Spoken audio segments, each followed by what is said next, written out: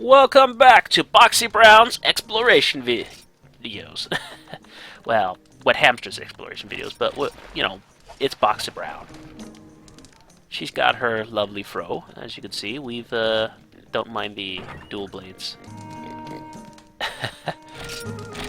That is something I wasn't meaning to show off, but this is the leather set, and I'm just showing off a couple different belts. There are some belts that aren't even part of a set. It's just a different belt. But I'll be showing off the gear sets I've been able to gather before we head off. Also, we've got a new gun lance, a ice element gun lance made from Gearprey and Geardrome bits. Also, a Gearprey armor. Let's check out the Hunter's Mail. Oh, and the first armor set I was showing off, that was the leather set. Just before I forget.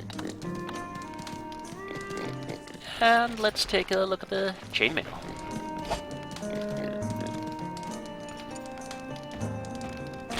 Lovely. They each have their own little extra effects, as you can see.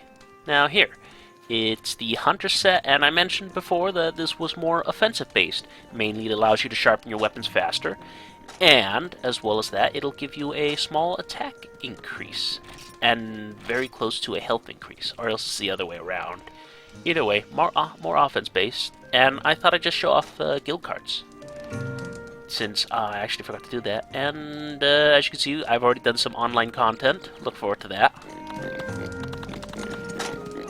Should be fun, and you can see various kinds of information, just like in the first game, and it seems like I got one achievement already.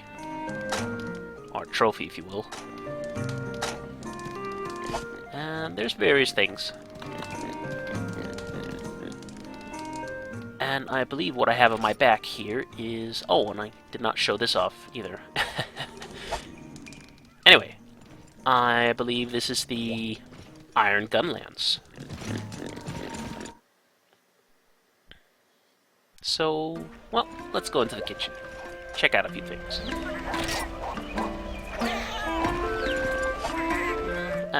I'm just showing off my feline comrade. And my chefs. I have been gaining levels. Well, I've also been doing a lot of grinding and gathering materials, and they seem to be talking to each other. I kind of found that amusing in a sense. But let's interrupt their conversation. I'm hungry. Alright, what are we gonna eat? As you can see, also as my chefs have leveled up, I have gotten access to a larger list of items to choose between.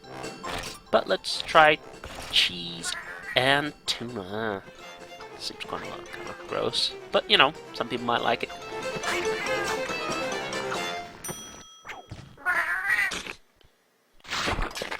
And Boxy Brown has no table manners. And here's a good example of a bad effect. Yeah, if you choose the wrong combinations of food, that can happen.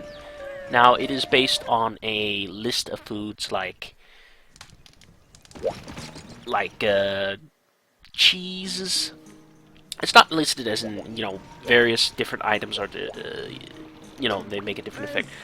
But it's like they have dairy, they have grains, they have meat, they have fish. They're like categories, and it depends on the categories that are mixed with each other that'll make an effect. But yeah, just before I forget, I showed off quickly that I had upgraded the farm to its max. So let's see what we have. A little raft with a feline. Huh. And what else? A mushroom tree. Delicious. For now, let's, well, we already know what the mushroom tree does. We get mushrooms from it. Let's check out the extended pier. Again, I won't be fishing, I'm just showing off, as you can see, various new kinds of fish that I have access to. And I have access to twice the amount of baits, so 3 more baits that I can use for fishing in this area. Not bad. And I have more fields. And there is another bug hunting bush. Each bush will give me 3 gathering attempts per bush. And Alright. Treshy's #1 disciple, Trenya. Huh. This can only bode. Oh, this can't bode well. Uh-oh. Alright, give him money and he will bring me a souvenir from his adventures. Sounds fishy. Ultra rare. Items? Oh, consider me sold. Alright, I guess we could sponsor him. What could go wrong? Alright. Alright, Treshy. Oh, we can send him to various areas that we have access to. Right now, we only have access to the mountains, jungle, and desert, but others will be unlocked later. Let's try sending him to somewhere. You can also give him more points as you get further in the game, but for now we're locked to 200 points. So we're sending him to the desert for 200 points. And he will set off for adventure! And hopefully this wasn't a bad idea, and he won't screw me over. This can't possibly go wrong. He's just sailing off with my money. Well, our points, supplies, whatever. I keep getting a nagging feeling that this was a bad idea.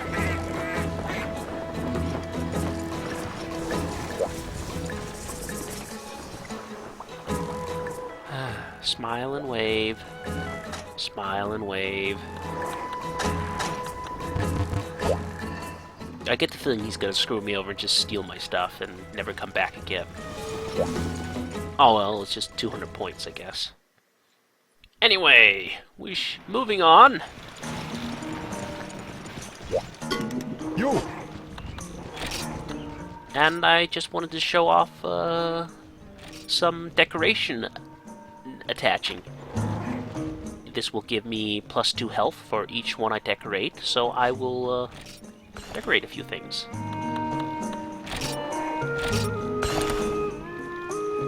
And we'll see what effect that has. Now, this armor was close to giving me a health boost. Now, because I added some decorations, now I have +20 health. So, for example, if I had enough psychic vision, I could probably get some of that too. But, not one of the more useful skills in my opinion. Mainly because you can get cycle serums that'll show you the location of the monster anyways, or balloons, or generally they stick to a certain path or pattern so you know where they always are. But for now, let's check out the jungle.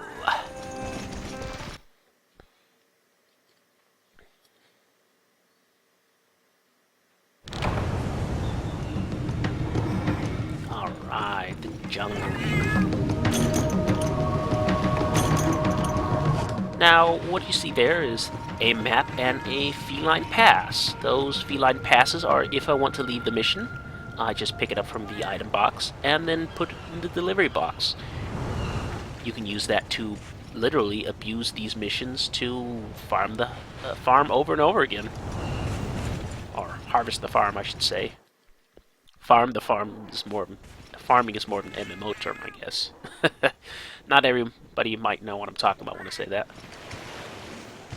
But I'll take my time, show off the scenery in each area, let people get a general feel for how the areas are.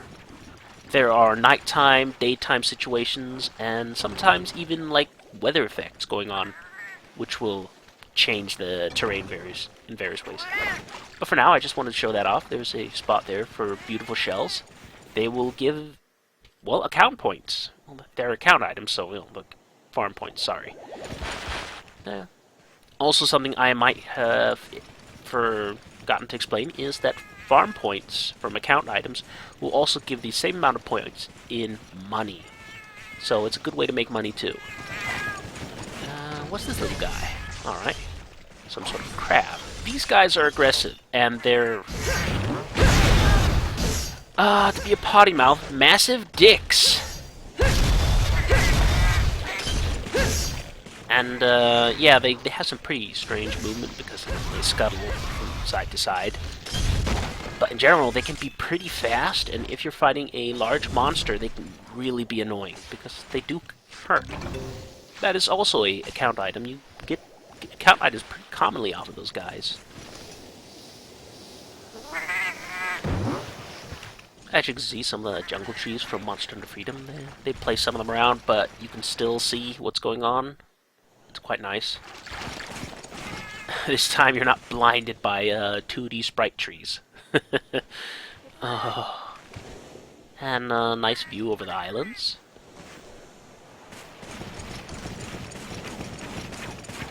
And there's some sort of broken down temple here.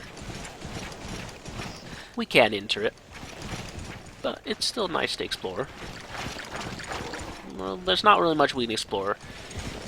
The main features of the jungle I would like to point out is that there are tons and tons of mushrooms. Also plenty of honey. So early on, this is a good place to go if you're low on mushrooms. If you, for example, haven't upgraded your mushroom tree. And low on honey. And at this point of the game, I believe this is the best place to get honey.